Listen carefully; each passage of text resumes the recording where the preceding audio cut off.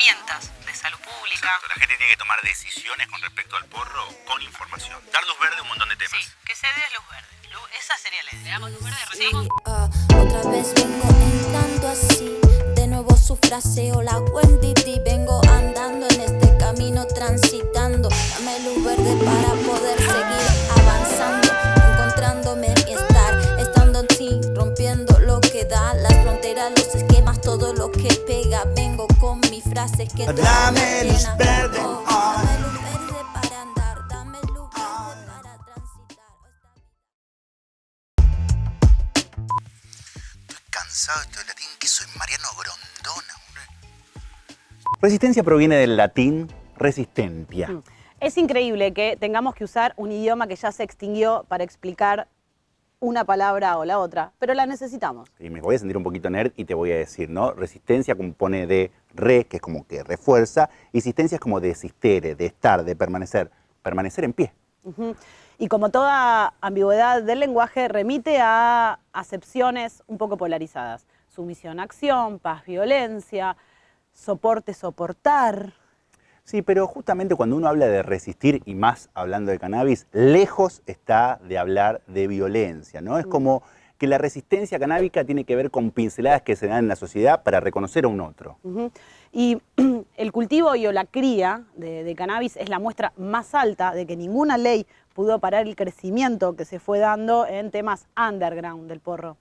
Y hablamos de resistencia canábica justamente porque hablamos de una enorme cantidad de gente que viene poniéndose y manteniéndose en pie frente a un montón de adversidades que le ha dado la sociedad, ¿no? Como esta cosa de se resiste y se cultiva resistiendo, ¿no?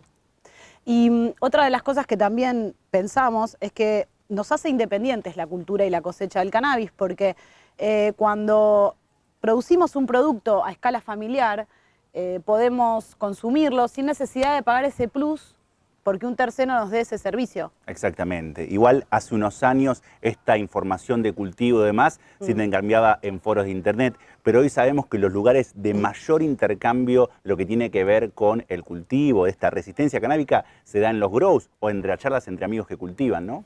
Si bien las teorías previsionistas plantean que es una forma de cuidar la dignidad de las personas para no abrirles el grifo y que salgan a hacerse percha con las drogas, pensamos que si construimos a las drogas como un problema, estamos poniendo al consumidor como un desviado moral, como alguien que debe ser excluido, marginado y por lo tanto rehabilitado y controlado. Totalmente, ¿no? Ponen esta cuestión de criminalizar el usuario y el Estado acá se vuelve tiránico, aplastante, inclusive subversivo, ¿no? Porque expulsa de la sociedad al usuario de cannabis. Exacto, esto sería algo así como cuidar a las niñeces y a las infancias y a las adolescencias del narco y evitar que se arriesguen en sus integridades para poder conseguir la planta.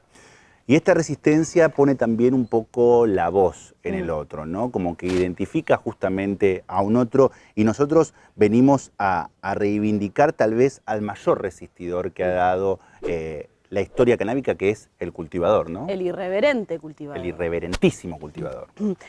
Y la resistencia además nos parece un acto cultural porque las personas podemos resistir de un montón de formas. Por ejemplo, históricamente haciendo canciones, poemas, contando cuentos, haciendo obras de teatro. Fumando o no cannabis, ¿no? Fumando o no cannabis. La resistencia también es biológica. Justamente hablamos de que se resiste cultivando una planta con un cuidado que tiene toda una explicación y que justamente los cultivadores son los conocedores de esta información.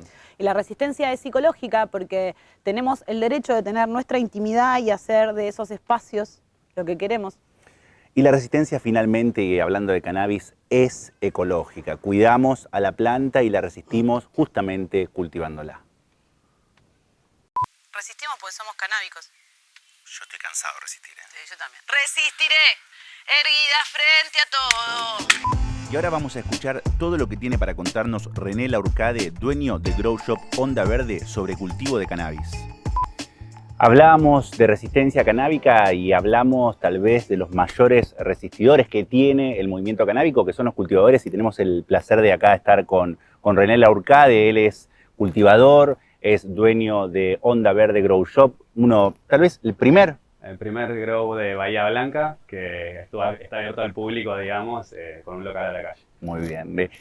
para contarnos, ¿cuándo empezaste a cultivar? ¿Qué te motivó a cultivar? Contanos algo de eso. Bien, bueno, Bahía Blanca es una tierra de estudiantes, somos mucha gente que venimos afuera y yo fui uno de ellos. Y bueno, clase media, trabajadora, consumía cannabis, la escuela, empecé la universidad, todo. Bien. No hay problema. No te desviaste, ¿ves? no se desvió. ¿Ves? Exacto. ¿Ves? Y bueno, era o comía o solventaba mis vicios, dentro de todo la vida social y todo eso que uno quería hacer y por ahí no podía en ese momento. Y bueno, vamos a ahorrar empezando a cultivar. Claro. Así inició todo, digamos. Me vine Tu acá, madre decía, te dijo, basta René, yo no te voy a seguir pasando la Claro. cuota, Aparte, fíjate cómo vas a hacer. Basta de comprar paraguayo y esta No, cosa exacto. meada de coso. Y te metías en riesgo si era una complicación seguramente cada vez que querías Y- fumar. Sí, eso nos pasó a todos, digamos, tener que lidiar con tranza, con un dealer, no estaba bueno. No. Y tampoco está buena la ilegalidad de la sustancia, ninguno de sus usos directamente, ¿no? ¿De quién aprendiste a cultivar? Porque de algún lado aprendiste. Autodidacta, Bien. bastante de internet, viendo algunos videos que salían sobre todo yanquis, estadounidenses o de otros países, no tanto acá. Pensá que recién creo que estaban saliendo los primeros números de la THC en ese Ahí va. momento. Estamos hablando hace 10 años, 12, no sé, ubicanos. 2008. Ah, bien, 2008. 14 años. Wow. 2008.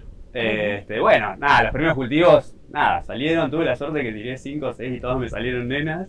Y bueno, terminé regalando algunas y bueno, en un armario, con una lámpara, con los fertilizantes que se conseguían en algún vivero. No llegó, obviamente, a cumplir su curso natural, la maduración y la floración, pero bueno, fue una linda experiencia. Claro, Lo hacíamos con unos vecinos que teníamos ahí que eran de Neuquén. Y bueno, de ahí digamos que en cada lugar que me fui mudando y todo, siempre me fue acompañando una plantita, hasta que después de 3, 4 años ya pude, digamos, lograr una cosecha bien satisfactoria de interior. Eso, ¿Te acordás eso. del primer cliente que cayó espontáneo, clienta? ¿Debe haber sido varón? ¿O es mi Bueno, prejuicio? primero fue la inauguración, digamos. Claro. Y bueno, muchos ahí va. allegados, porque en ese transcurso que fueron unos 8 o 9 meses hasta que se dio el local al público, me contacté con chicos de organizaciones canábicas de acá, empezamos a participar con ellos en ciertas actividades, organizábamos, no sé, talleres de queje, de aceite, de distintas cosas. Y bueno, la gran mayoría fue del ambiente canábico, Claro. bueno, familiares y amigos, Claro. obviamente, pero lo loco es que estaba todo cerrado y ya empezaban a golpear afuera, ¿viste? Y ahí pirás. Claro. ¿No? Y bueno, dale, hay que abrir. Sí. Totalmente. Recreapéutico le dijimos nosotros. Sí, Muy bien, recreapéutico. Podés mirar un capítulo que más adelante. Va a salir. Sí. Me encantó. Y bueno, nada, empecé a probar porque de curioso, o sea, ¿es cierto esto? Y nada, ya los primeros fue como muy fuerte, ¿viste? Gente con cáncer que se levantaba de la cama, que salga al patio. De pronto a regar se las levantaba, plantas, claro. sí. Era como, uy, es una herramienta muy poderosa. Bueno, nada, hay que aprovecharla de la mejor manera. Y estuvo lindo, fue muy linda la experiencia. Difícil porque era muy chico quizás para comprender y manejar toda la energía que eso por ahí llevaba y conlleva. Por eso respeto mucho así a los profesionales de la salud porque es muy difícil. Y bueno, nada, la verdad que me dejó un montón de experiencia, un montón de gente muy hermosa. El balance es positivo. Sí, obviamente, sí. Por ¿La supuesto. plantita? Distintos tipos de sustratos. ¿Vos alguna vez tuviste esta No, wow. Bien. Sacate esos 2 tornillitos. Che, corro acá. Dale. O la tengo acá también. ¿No? Como... Perdón. ¿Tengo que mojar mucho o tengo que mojar poco? Riegos abundantes, con paciencia, porque son sustratos muy derivados, para que no se drene todo de golpe. Y espaciado siempre depende mucho del ambiente, ¿no? Claro. Pero la idea es que puede tener momentos de sequía, soporta mucho ¿La más la regaste sequía ya? que el exceso. Le tiré un poco porque hay que hacerlo con paciencia, Exacto. Nicolás. Con paciencia, no con ansiedad. No con ansiedad. Eso lo abrí Ay, y ya está. ¿estamos bien? Perfecto. Bárbaro. Ah, tiene una base. Ah, es como la de las Ah, tortas. es Está hermoso. basada en la idea del bizcochuelo que es espectacular. Bueno, ahí ves por las raíces de una guitarra. Ah, esas son las raíces. ¿Qué hace la hembra? ¿Desarrolla más la raíz o el follaje? ¿Qué pregunta? Buena. En la próxima entrevista hablamos con el director del laboratorio Fénix, Diego Nutter, de Mar del Plata, que nos cuenta todo sobre aceite de cannabis. Yo comienzo el cultivo de la planta alrededor del año 2000. con un grupo de amigos. En realidad prácticamente lo que yo hacía era casi cultivar para ellos. Yo consumía, pero la verdad que muy poco los fines de semana, y me pasaba algo que era verlos, que cuando ellos querían fumar tenían que andar dependiendo de un tercero, tenían que estar dependiendo de una persona que no sabían ni quién era, ni cuándo lo podían contactar, ni qué les iba a vender, ni a qué precio les iba a vender. Y como a mí siempre me gustaron las plantas en general, les dije, bueno, consígueme unas semillas y yo les cultivo. Así que la primer tanda que hicimos fue muy loco, porque buscábamos semillas, buscamos. Germinaron 2, y había un macho y una hembra. Entonces ahí se nos planteó un dilema de ¿qué hacemos? ¿Matamos el macho? Claro, y tal cual. nos fumamos las flores de la hembra, o es tan difícil conseguir semillas que dejamos vivo el macho, producimos nuestras propias semillas, y a partir de ahí empezamos a generar nuestras propias hembras. Y nos empezamos a juntar en un lugar que alquilábamos, que compartíamos con un grupo de anarquistas marplatenses. A la pelota. Se llamaba Ateneo Anarquista, y lo que hacíamos nosotros era juntarnos todos los jueves en ese Ateneo, no cedían el espacio, y charlábamos de cultivo, de genética, nos intercambiábamos esquejes, técnicas de cultivo. Eso nos llevó a constituir una ONG. Estoy hablando alrededor del año 2008 aproximadamente. Uh-huh. Y Mar del Plata, si bien es grande, es bastante pueblo, así que la voz se corrió, y nos llega una persona que era el nutricionista de una médica que tenía cáncer, estando nosotros al lado para ver cómo le iba. Entonces, bueno, la cuestión es que fuimos, le llevamos el vaporizador, le llevamos las flores, eran unas flores de Moby Dick, me acuerdo, y vaporizó, y a los 5 minutos, 10, le cambió totalmente la cara, le cambió el semblante, se reincorporó porque estaba medio acostada, empezó a hablar más fluido, un montón de cosas de las cuales nosotros nos mirábamos, y sinceramente no podíamos acreditar que tan rápido, después de haber vaporizado, tuviera esos efectos positivos. Y lo que fuimos viendo, Nicolás, es que día a día la reacción era la misma. Mejoraba el estado de ánimo, tenía hambre, que en otros momentos no tenía. Entonces, creo que hicimos ese trabajo una semana, y a la semana le dijimos, bueno, bárbaro, ya conoces el vaporizador, sabes cómo funciona, sabes cómo te llevas con las flores, te lo dejamos y seguimos vía mensaje.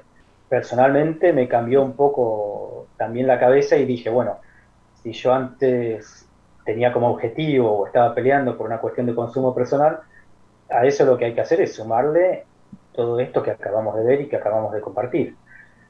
¿Cómo se le niega a una persona que tiene una enfermedad de estas características una mejor calidad de vida? ¿Cómo en sus últimos meses de vida esta persona no tiene a disposición esta herramienta? Hasta el 2015 fue ir a donde se te ocurra, a cualquier organismo del Estado, a visitar abogados, a visitar médicos, a visitar la universidad, a visitar al que quieras, y la verdad que las puertas, Nicolás, muy cerradas. En el 2015, ¿qué pasa? Aparece este famoso documental de la CNN, de Charlotte, de la nena con epilepsia refractaria. El documental se transmite en todo el mundo. De hecho, golpea en todo el mundo, tiene un efecto muy, muy grande en todo el mundo. Y acá en Argentina lo que pasó es que nos empiezan a contactar muchos padres de chicos con epilepsia. Claro. Muchos. Que querían información, que no tenían ni idea de qué se estaba hablando, pero que la verdad que ellos por sus hijos hacían cualquier cosa. Bueno, la cuestión es que de ahí yo paso de la asociación de acá a conformar CAMEDA, conformamos Cannabis Medicinal Argentina, es una de las ONGs que ayudó en la promulgación de la ley del 2017. Entonces mi inicio en Fénix es medio difícil decir, bueno, a partir de esta fecha o de este año empieza Fénix, porque durante todo ese tiempo, desde que yo salgo de la ONG de Mar del Plata, a mí me siguen contactando como Diego Nutter particular, che, habla con Diego, que Diego te da una mano, tanto con epilepsia como con otras patologías. Cuando se promulga la ley en el 2017, la verdad que mi rol en Cameda ya considerábamos que ya estaba.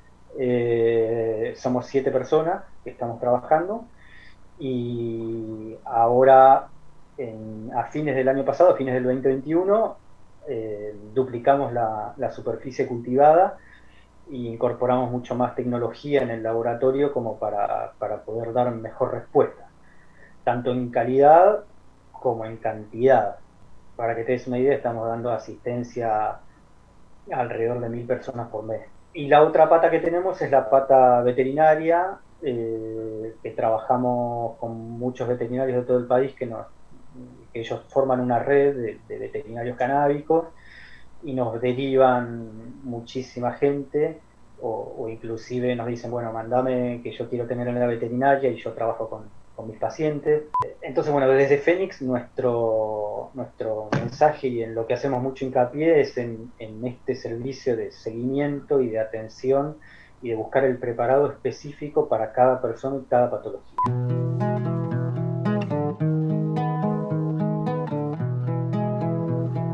No queremos hacer apología al uso del porro. Cuando hablamos de cannabis, hablamos de salud mental. Cuando hablamos de cannabis, pretendemos que las políticas de droga y seguridad sean políticas de salud. Cuando hablamos de cannabis, defendemos el uso adulto y responsable, libre de cualquier tipo de culpa o represión.